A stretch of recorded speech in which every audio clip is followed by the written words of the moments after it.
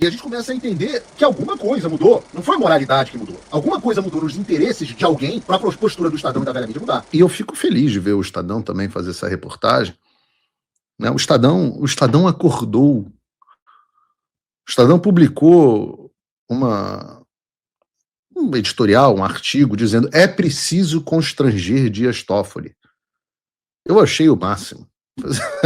Eu adorei. Ele fala, olha as coisas bonitas, olha o Estadão. A degradação da credibilidade do Supremo Tribunal Federal impõe a seu presidente, ministro Edson Fachin, um dever inadiável manifestar-se em defesa da corte diante da condução heterodoxa e institucionalmente corrosiva do caso Master pelo ministro Dias Toffoli.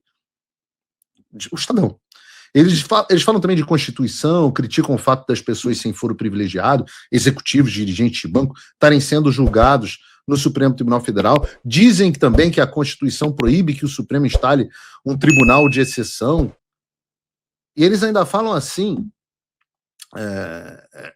falam no governo Bolsonaro, dizendo assim: quando o STF foi atacado durante o governo passado, reagiu institucionalmente para defender a ordem constitucional, amparada, entre outros pilares, no regime democrático e na harmonia e na independência dos poderes. Estadão. Havia, naquela época, uma ameaça real à democracia que ensejava medidas que, em tempos normais, seriam atípicas. O mesmo jornal que falou que o Supremo não pode criar um tribunal de exceção diz: não, aquelas medidas atípicas, só para dizer aqui, Estadão, atípica e exceção são praticamente sinônimos. Mas ele continua, naquelas circunstâncias excepcionais, de onde será que vem a palavra excepcional? Será que era de exceção? Eram ao menos justificáveis. No caso Master, não há rigorosamente nada que justifique uma heterodoxia que não raro desborda para a ilegalidade. Há, isto sim, a corrosão interna da ordem jurídica pelo próprio Supremo a partir das decisões de um dos seus ministros que afrontam a Constituição e as leis processuais mais comezinhas.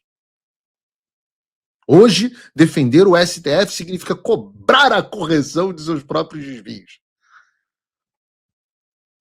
Ou seja, e é bom porque o Estadão está dizendo o que boa parte da sociedade brasileira, principalmente as elites brasileiras, repetiam. Não é que as elites brasileiras sejam esquerdistas, não é que eles odeiem a ordem jurídica necessariamente.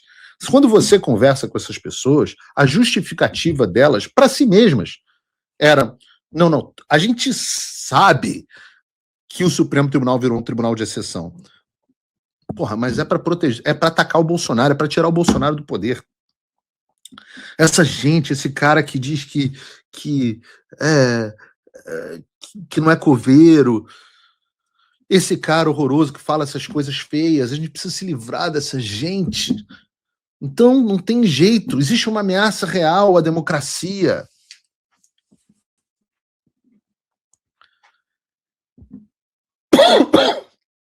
Então, tudo era justificado.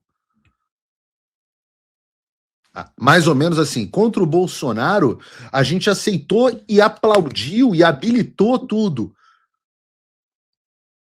Mas não é porque nós demos esse poder para vocês quebrarem a lei e a Constituição que vocês podem fazer a mesma coisa com a gente. E eu digo, vocês só podem estar de sacanagem no Estadão. Agora, em 2026, chegou a hora de constranger Toffoli.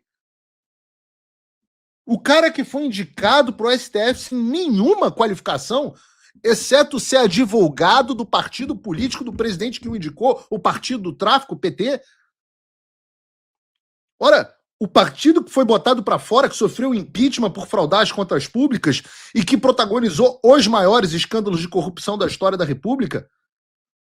E todo mundo sabe dos esquemas do Dias Toffoli há pelo menos, há muito mais, mas há pelo menos 7 anos. Não somente do Toffoli, dos outros ministros do STF, vocês da imprensa estão carecas de saber. Ora, a Malu Gaspar expôs no ano passado o patrimônio de mais de 100 milhões de reais do Alexandre numa holding fraudulenta de cursos, o Instituto Lex.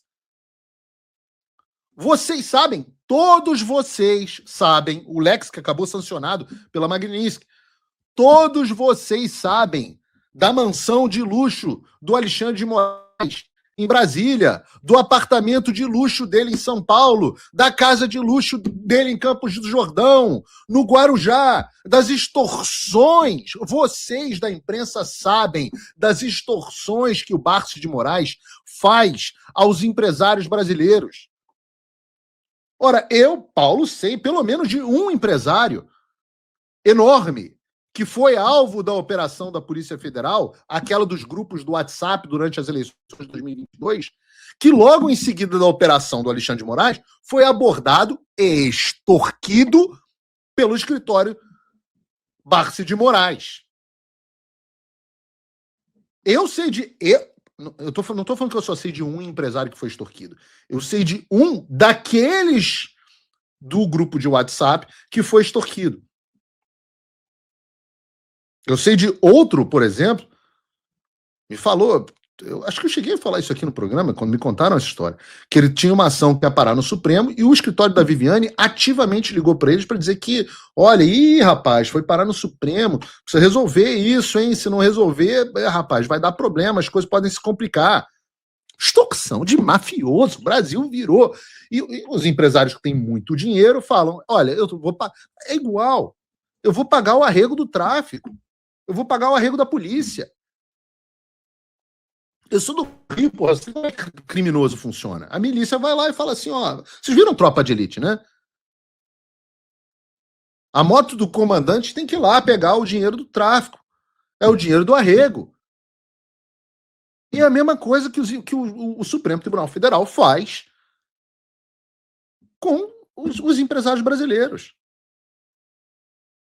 Os empresários brasileiros pagam o dinheiro do arrego para poderem continuar operando. Alguns, inclusive, para poder traficar drogas, mas nestes casos não estou falando disso. Estou falando de pessoas que têm empreendimento em setores produtivos da sociedade brasileira, mas que só conseguem operar pagando o arrego. Assim como você só consegue abrir uma padaria na favela se você der o dinheiro do tráfico e da milícia. É o dinheiro de proteção que a máfia italiana cobrava. E vocês da imprensa sabem disso. Vocês do Estadão sabem disso há muito tempo, porque se eu sei, vocês sabem.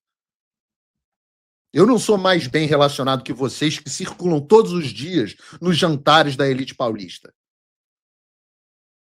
O inquérito das fake news, que a imprensa tanto aplaudiu, que vocês estão aplaudindo aqui nesse editorial, surgiu por causa de uma reportagem que expunha o quê? Um esquema do próprio Toffoli. Lembram? O amigo do meu pai. Foi criado pelo Toffoli de ofício e nomeou Alexandre de Moraes, escolhido a dedo, claro, porque são parceiros e cúmplices no crime, para Alexandre de Moraes calar a todos e impedir qualquer crítica ao Supremo Tribunal Federal, dizendo que era um ataque às instituições democráticas. Tudo isso acontecendo há anos. E agora, o Estadão, nós temos que constranger o Toffoli, porque antes era ok. O que houve? O que houve? Alguma coisa aconteceu, o interesse mudou. Será que foi porque a água bateu na bunda dos banqueiros? Que vocês amam tanto no Estadão? E no Globo? E a gente começa a entender que alguma coisa mudou. Não foi a moralidade que mudou. Alguma coisa mudou nos interesses de alguém para a postura do Estadão e da velha mídia mudar.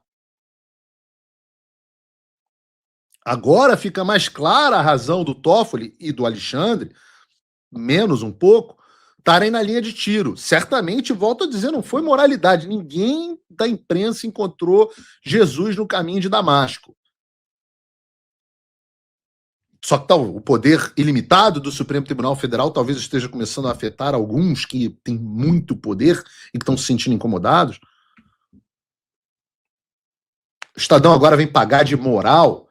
Estadão, não tem ninguém mais nessa família mesquita que tenha um mínimo de moralidade, talvez só o Fernão, que não participa mais do Jornal da Família, talvez até por isso mesmo, porque tem a moral e ética.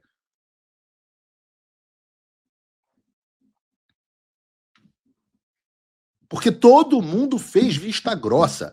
Todas as instituições fizeram vista grossa e toda a imprensa fez vista grossa. A mesma imprensa financiada pela Faria Lima, financiada pelos interesses que tem. O Estadão não, mas todos os outros veículos têm o seu braço financeiro.